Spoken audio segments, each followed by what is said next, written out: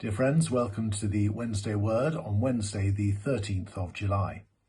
Today, 3 verses from Proverbs chapter 16. Commit to the Lord whatever you do, and he will establish your plans. In their hearts, humans plan their course, but the Lord establishes their steps. The lot is cast into the lap, but its every decision is from the Lord. Now, all of these proverbs speak of our responsibility for our decisions and plans, but also of the Lord's control and overruling of them.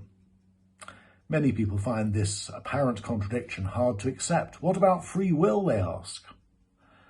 I find it interesting and comforting that Solomon saw no problem in putting these two ideas together.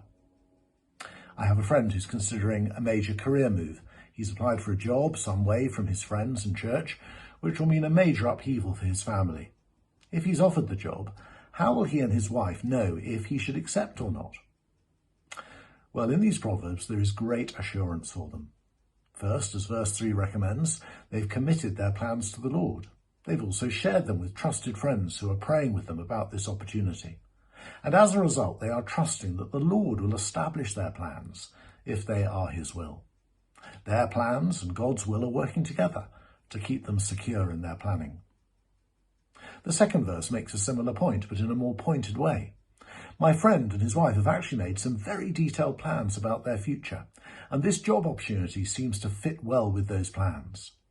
But despite all their careful planning, they know that the Lord is in charge of their lives, and he will establish their steps, either according to their plans or according to another plan.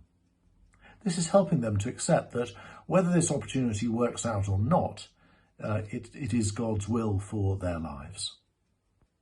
Again, we see human plans and God's overruling working together to bring peace and security.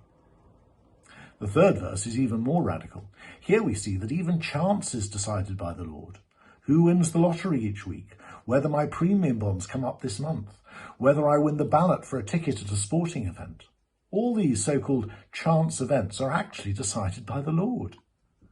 If you're offended by this idea, just think about how they chose the apostle to replace Judas in Acts chapter 1 verse 26. They drew lots. Now, there may be good reasons not to play the lottery, such as greed, the infinitesimal chance of winning, or the disproportionate number of poor people who play it. But the fact that it's a game of chance is not one of them. When we have decisions to make, when there is genuinely very little to choose between 2 or 3 ways, we can trust the Lord that whatever we choose will be his will. The poet Robert Frost, even though he was not a Christian, makes a similar point in his famous poem, The Road Not Taken.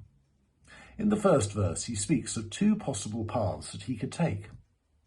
2 roads diverged in a yellow wood, and sorry I could not travel both, and be one traveller. Long I stood, and looked down one as far as I could, to where it bent in the undergrowth. He decides to take the other path, which is just as fair. But looking back on his decision ages and ages hence, he reflects.